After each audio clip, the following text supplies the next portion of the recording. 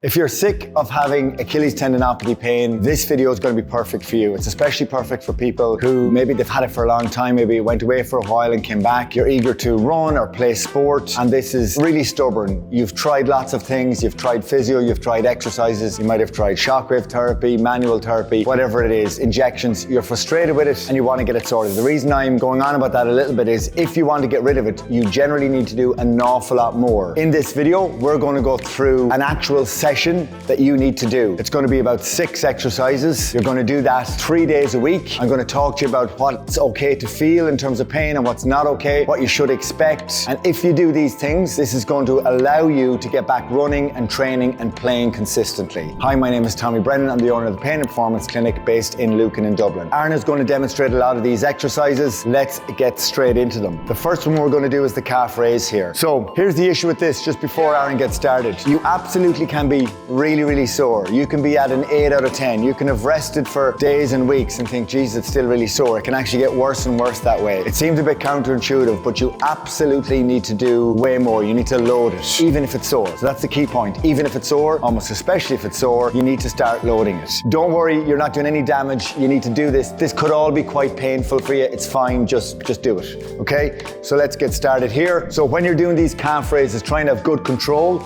Try and push down through the ball of the foot with a little bit more focus to the ball of the big toe and the toe beside it. A lot of people end up going out on the outside of their little toe. Now what I want you to do is stay straight and try and get up as high as you can go. So really get up as high as you can go. You can generally go up with an extra inch of intent. Drop your heel all the way down and going with this tempo, 1 or 2 seconds up, the same down. Now what I want you to do is go to the point where you literally cannot do one more repetition.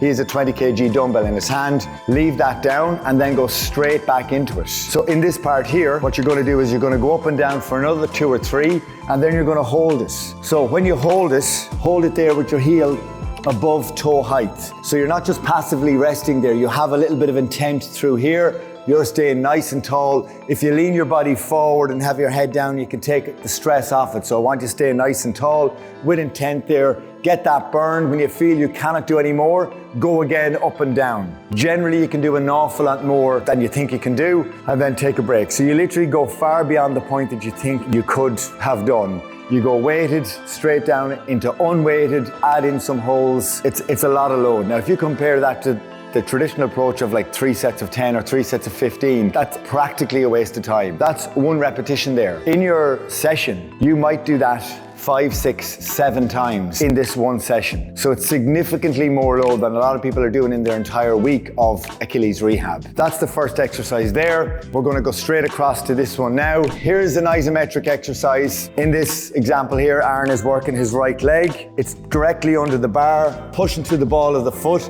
There's a very slight bend in the knee. It pretty much mimics the position of your knee when you hit the ground, when you're running, and he is applying upward pressure up into the bar. You can just hook it underneath like that or put on very heavy weight and do it that way. And you're trying to maintain that stress for about 40 to 45 seconds at a time. If you need to start with 30 seconds, that's fine, but it's a prolonged hold. And you should feel a lot of tension and work all around this area here.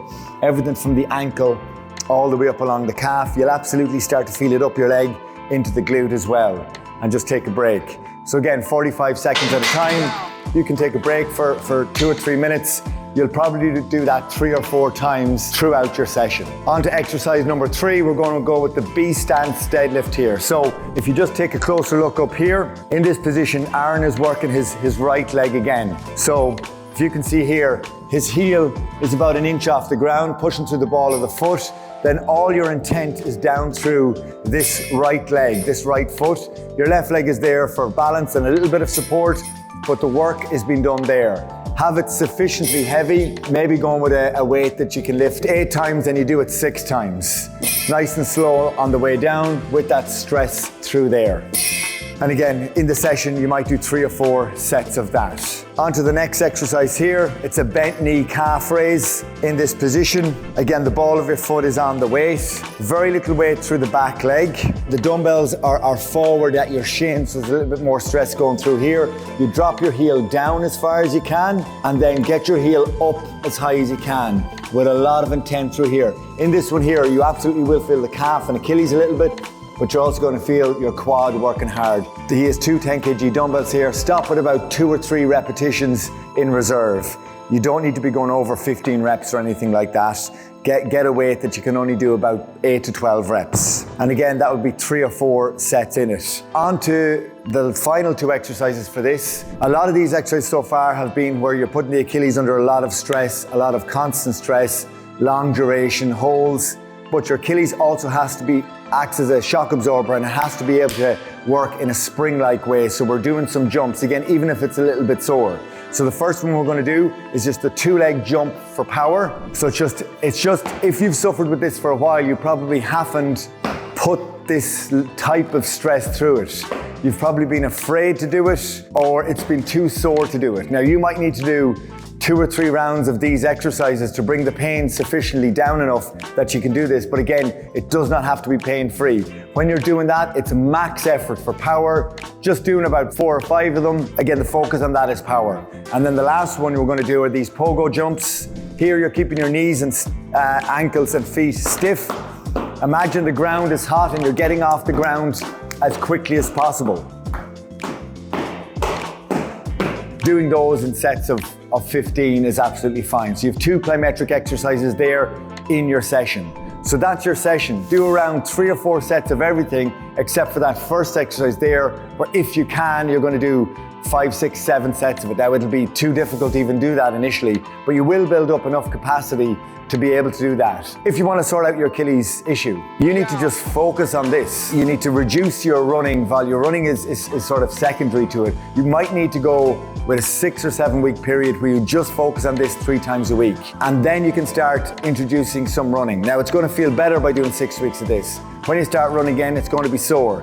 That is absolutely fine. You probably need to go for just a 10 or 12 minute jog initially to bring down the pain level enough to be able to do some running. You build up your running gradually. We've looked at that in other videos, and if you have any questions for that, you can comment below and we'll get back to you. My point to that is, it's going to feel good doing this. Then you start running again, and even jogging is going to be sore. That's absolutely fine.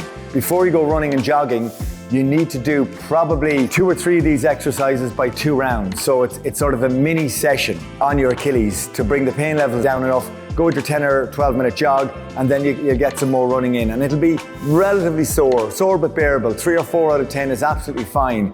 You probably need to do that for another 3, 4, 5 weeks and then progress your running on. Here's the mistake most people make, final thing. When they get back playing and start feeling good again, after doing all of this work for so long, they stop doing it. So when you are back playing and training all season long, say you're meeting with your team or you're training hard on the pitch at least 3 times a week, there needs to be at least 1 session in the week where it's as difficult as this. It's your major session.